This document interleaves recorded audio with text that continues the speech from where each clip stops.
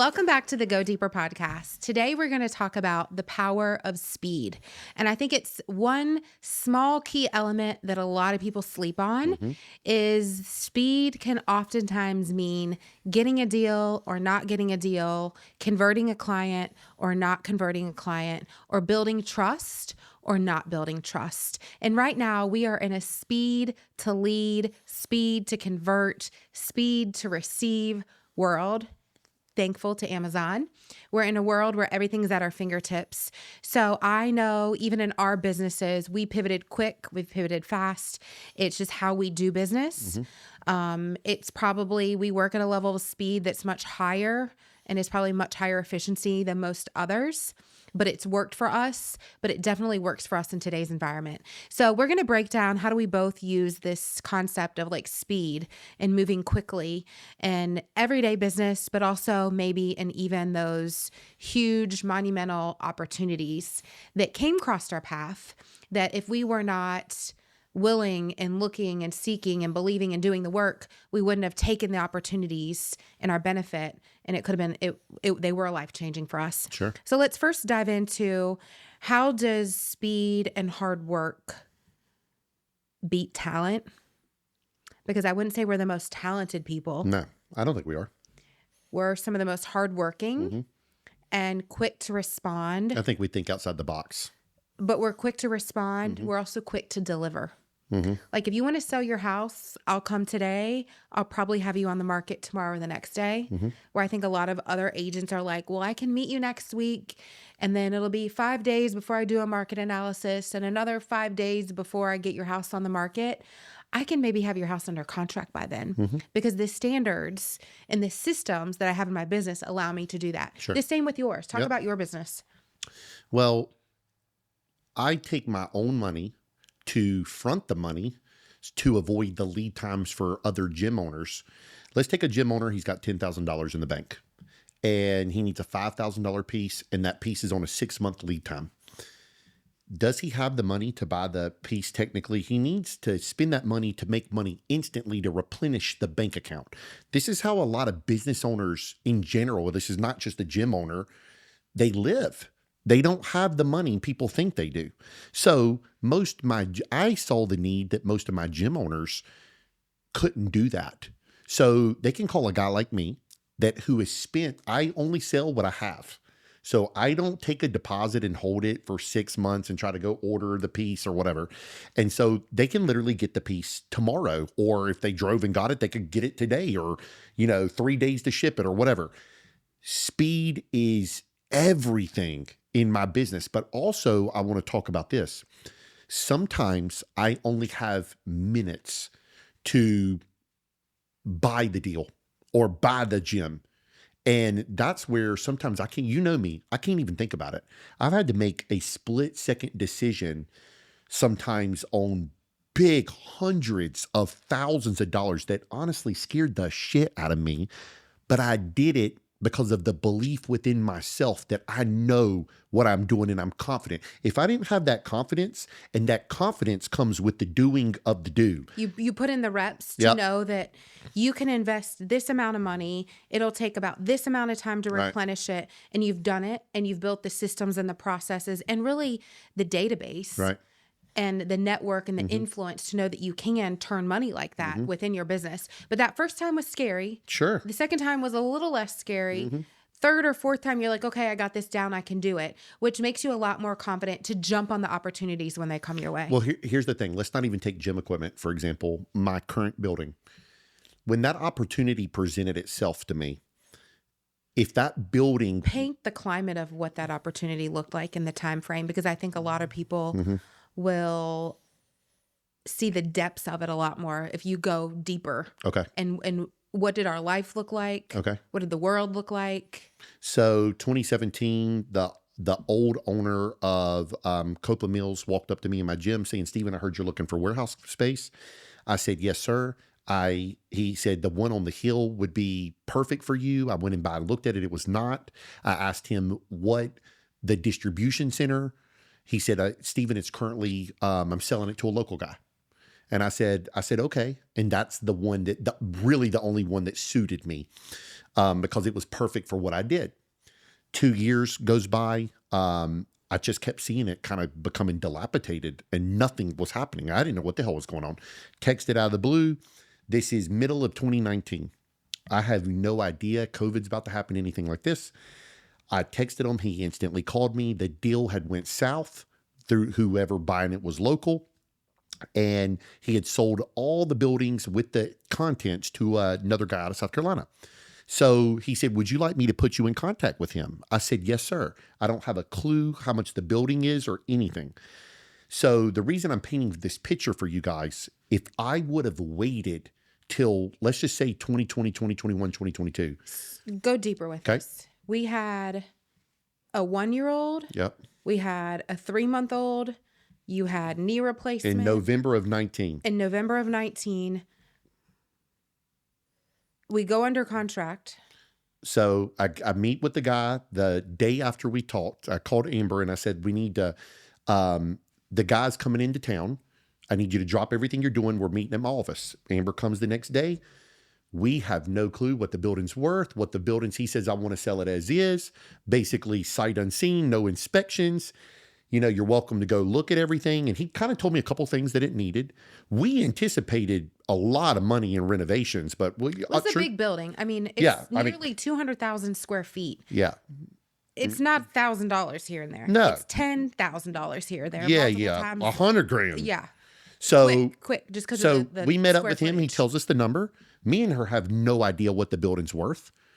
We don't know. We go back and forth like it wasn't long, and we go under contract. And the way we had to do the contract kind of was in November, right? I feel like it was. I feel like it was November because we were supposed to close the following November. Yeah, something like that, or in the summer, which we ended up still doing anyway. But Well, we closed early. We weren't supposed to close till November. right. But this was the winter of 2019. And we all know what was coming. We didn't know what was coming, but now, hindsight, we knew what was coming.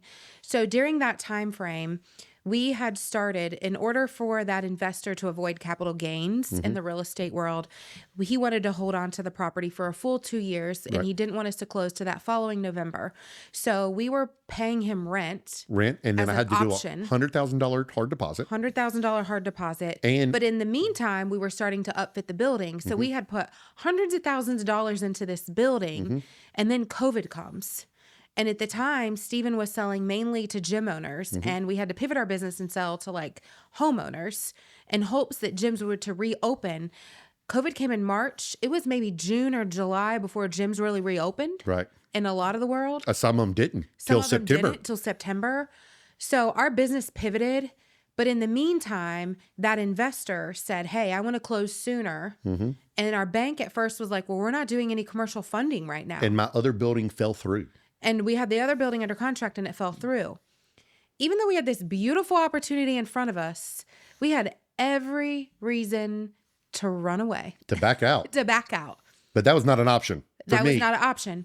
But we just kept our head down. We kept grinding. God provided. She'll tell you, I wasn't selling. hardly sleeping a few hours a night. I had a different ad every day. Babies too. Yeah, a different ad every day. But I swear I was from the knee replacement and I remember, a few months later, that January, February, March, right when it happening and me being at the local gym and then pivoting, it was like I was running off adrenaline.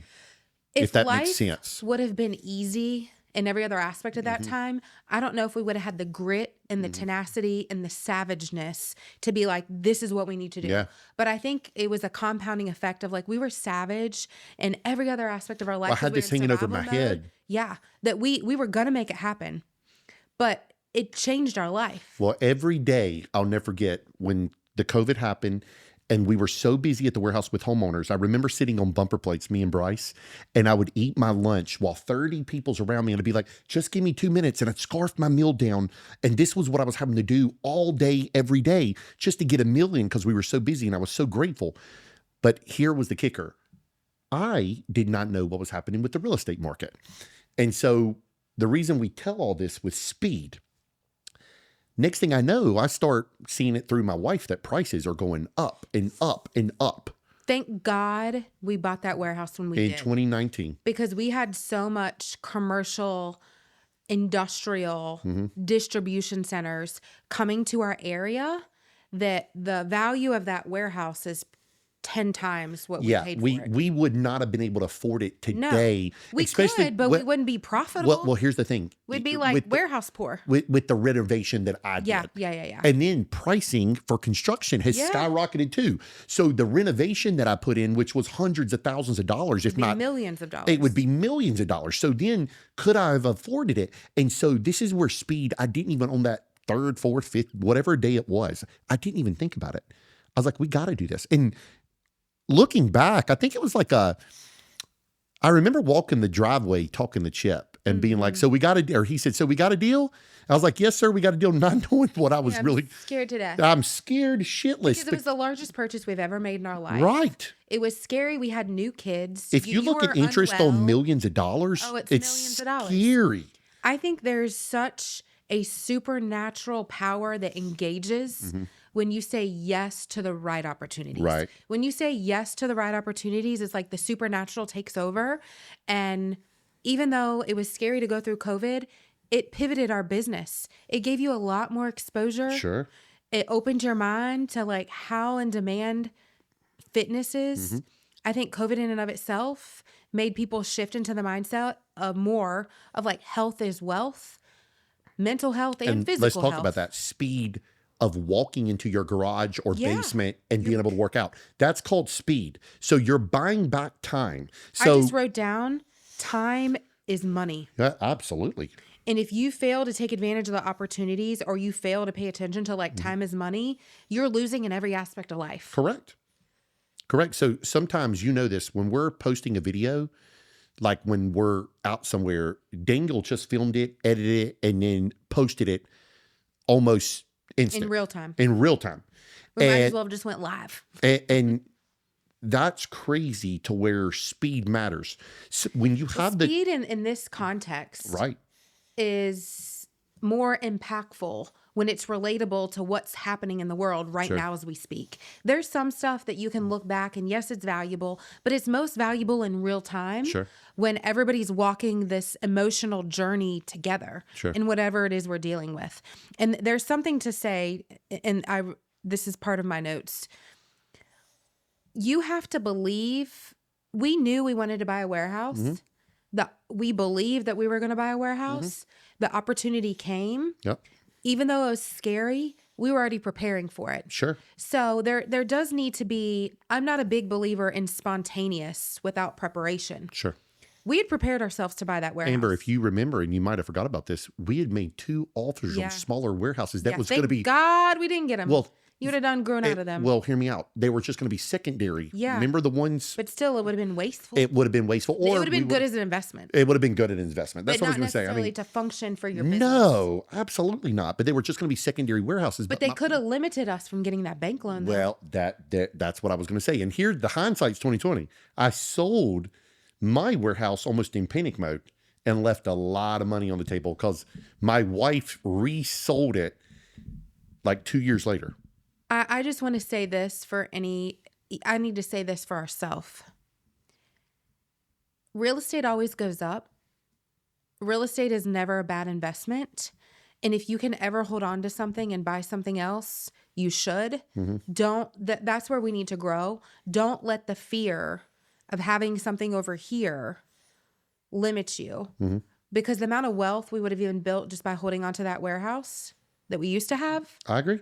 is exponential. Just to paint a picture for everybody, I did not sell the warehouse We didn't have to sell out the of warehouse. fear or anything like that.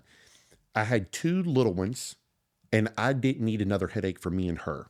This was at a point in time that you had lost your assistant, that we were very limited on numbers of people, and we had way too much going on. I had knee replacement. Under-leveraged is We what you were call it. under leveraged, and that was a major issue. So If we would have been more solid on our feet, though, we would have kept that building. And so, hang on.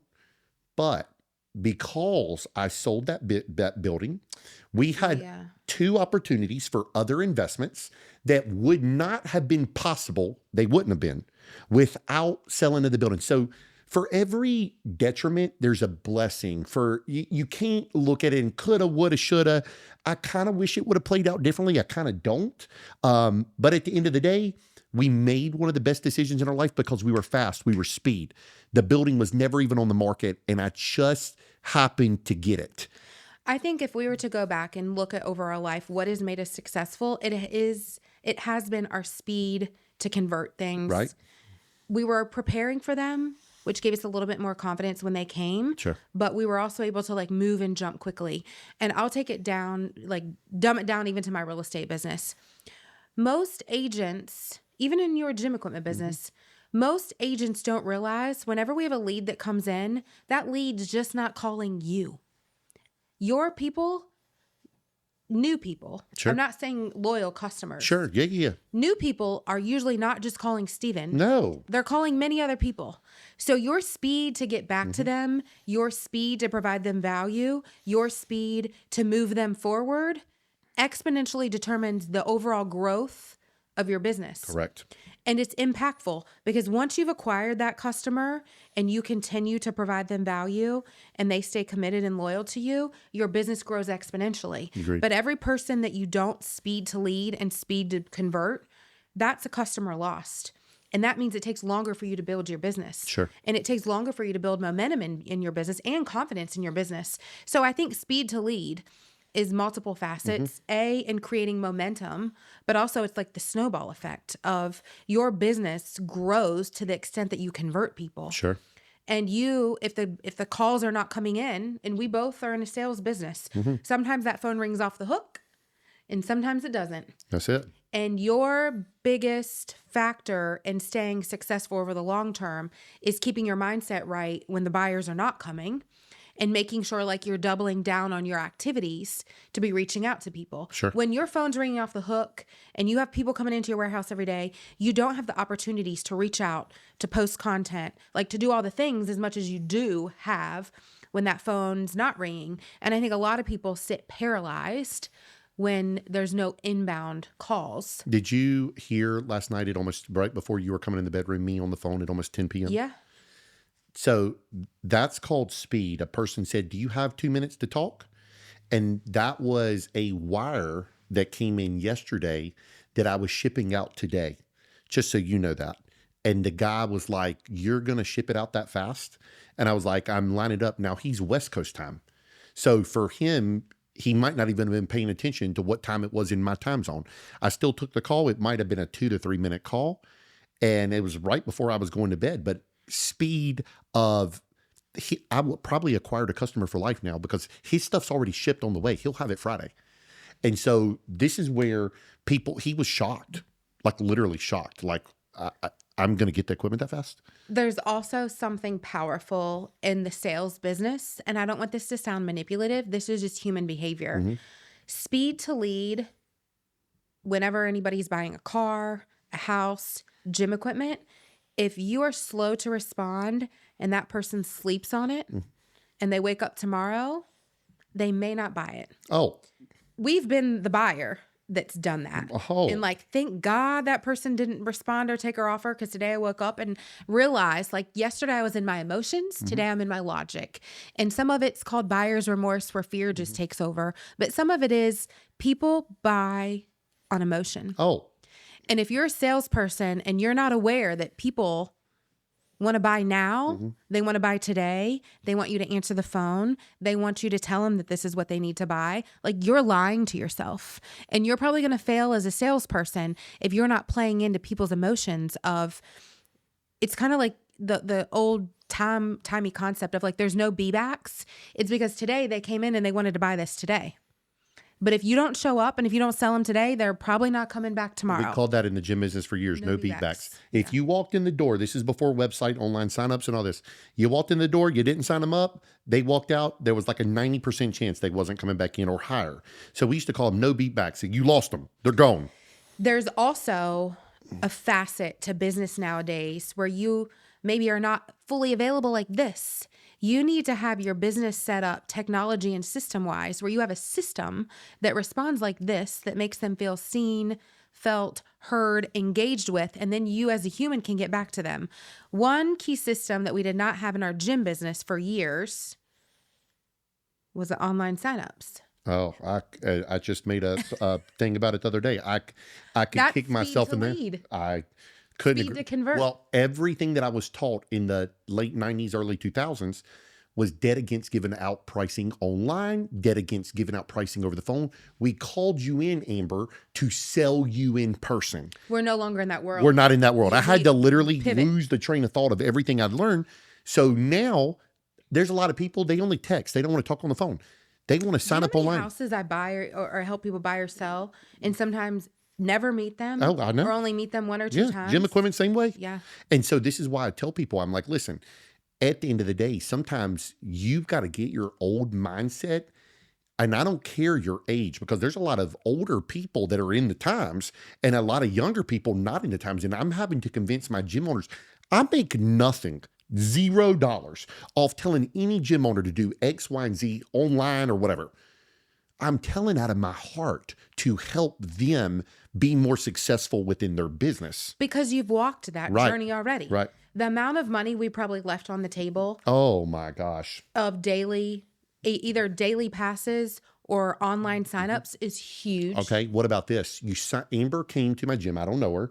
And she done a day pass, loved it. And then the next day signed up. Right. We're That's converting the those. Compound effect Right. of it is you can't even, we know how many online signups we're getting. Correct. It's exponential. Right. The accessibility of it. Correct. But we don't know how many would we have gotten. Right. If we would have adapted this sooner. Sure. And I'm all the time asking myself almost quarterly, how do we set our business up, or what's a system we need to create or an automation we need to create so we capture more business? Well, I'll tell you. So what I personally do in my business, if I can't, I just did it just a little bit ago. If I can't take the call, I'm telling them, call my right-hand guy, Bryce. Yeah. Because I know he'll answer. You need to have at least something that responds to them immediately. You have to I have an automated text on my phone. I just hit *1. It says, I apologize. I'm in a meeting. Right. I'll give you a call right back. How can I help you? I'm going to have, after the podcast, I'm going to have literally 50 people to call. And that's okay. And so, but I'm going to shoot them all text messages saying, hey, may not get with you. Can you talk later tonight? So I know on a day like today that I'm probably going to be working late. My whole day is going to be a little different. Or would you prefer to talk in the morning? I'm sorry, I was filming content or whatever. And most of the time, 99% will be like, oh, Steven, sorry to bother you. Absolutely. Call me tomorrow. Nothing important. I just don't know what's important. I think so many people don't call that out though. And they hide from people No. if they didn't. You have to be truthful and say like, I am busy right now, but I see you and I'll get back to you soon. Sure, And that's really sometimes all they need. They don't need you to pick up the phone right now. Right. They just need to feel seen Absolutely. and say like, hey, they'll call me later and we'll handle it later. Yeah. Well, sometimes it's not even that important. And if it is, let me know. We'll talk right now. Well, there's also sometimes the older I've gotten and the more wisdom I've gained, there will be like 911 text. I'm saying like people freaking out about something that it's really not an emergency. And I really just need to let them sleep on it. Yeah. And tomorrow they'll have a different, clearer head. So there's, speed to lead, but there's also like wisdom in responding to. Well, a lot of times in my world, it's speed, but I have to talk them off the ledge. Yeah. They're in panic mode of how fast the truck's coming. Like, I'm not ready, blah, blah, blah. And I'm like, calm down. What are you not ready for? Oh, I don't have a pallet jack. I don't have. They've just never done it before. They've never done it. So there's a lot of fear that's So I'm like, triggering hang it. on. Those The truck has emotions a are pallet taking jack over. that's coming. Yeah. I didn't know that it's got I sent you a box truck. It's got a lift gate. Oh. One small thing eases their mind. And I said, get it. Can you grab a buddy? Sure. Yeah. Well, ask the But truck what if driver. you didn't respond to them? See, that's the difference. That's when a small problem So hear me becomes a out. huge, big narrative story in their mind, where if you just would have responded to them, you would have saved yourself a huge headache. Listen to this. Go buy that piece online from that company who don't even have a 1-800 number, and see You're if they're dealing going with to. And a shipper that shows up. hear me out. That shipper just comes up, not even a phone call, and they don't have a lift gate because they didn't even Google your address. And the shipper, they basically can't. How do you lift 1,000-pound piece off the truck? This is where, to me, it sometimes pays to have the person in your corner. A real human. Absolutely. That's where I Versus a big think business. AI can never duplicate the human interaction or Me just being genuine, talking somebody off the deep end, there's no possible way that robot can do that. No possible way.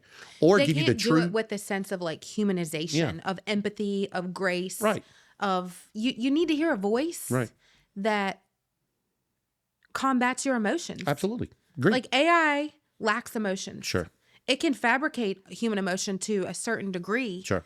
but nothing ever beats picking up the phone and talking to somebody and showing them love and grace or pouring wisdom and Sure. value into them to get them out of their emotional state too. So, Amber, to end this podcast with speed, is there anything you want to touch on just to let people know?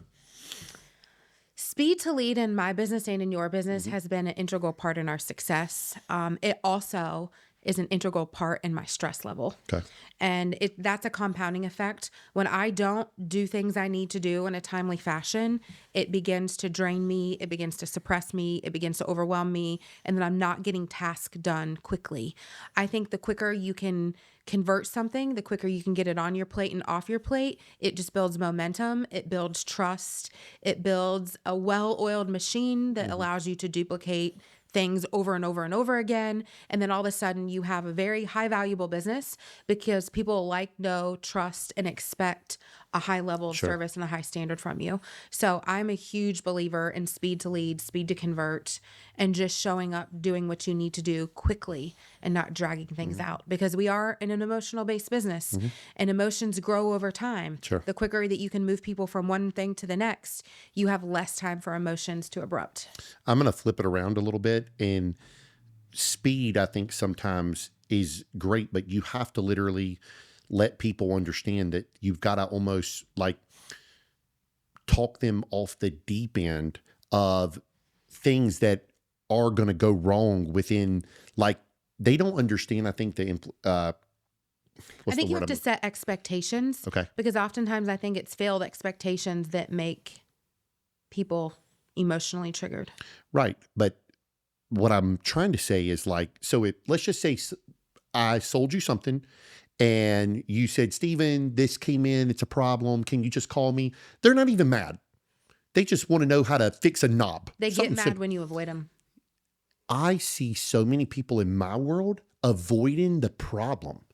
Or you bought a car and something simple and the dealership won't call you back. I can't sleep at night knowing that Amber has called me or texted me. I literally, if I get that message, I almost instantly call. Makes me sick. It makes me sick if I too. sit on it. Like if I'm ever in an appointment or in a meeting and I get like some message that I look down at, I'm like, ugh, because I have high standards of Me how we too. conduct our business. And so I always tell people, I'm like, listen, take care of the problem instantly. This morning, a big gym that I'm building, the guy called yesterday. I didn't have somebody with me to do this. And he said, Steven, do you mind? We can't get this damn machine built. I know it's something simple. Could we FaceTime? He wasn't mad at all. He's joking about it. I was like, sure. He texted me first thing this morning. We hop on. We took care of it in literally 30 seconds. He just had the bolts in the wrong spot. But if I wouldn't have, and I would have avoided them for 5 days in a row, It would have become a major problem. it would have become a major In problem. a bad Google review, you would have lost a customer. Right. You could have lost other customers. But I cannot fathom or understand how people just don't call someone back. That, you know me like a book. I know a lot of people text. I'm old school. You can't convey emotion like that. I prefer pick up the phone and call me and let's talk it out. The problem is in the world, and you know this because we're dealing with it right now. People can't talk anymore. And that's a big, big issue. But I feel like that if you can create speed with anything, speed in fixing the problem, speed in fixing your marriage, speed in just doing all the things, even as simple as meal prep, that's speed. Yeah. You're paying You're for buying time speed. and speed You're to- buying the time back. It's that simple. It's a So bit of efficiency too. right. If you like this podcast, please like and subscribe. We got a lot of good ones on the way, and we will see you on the next one.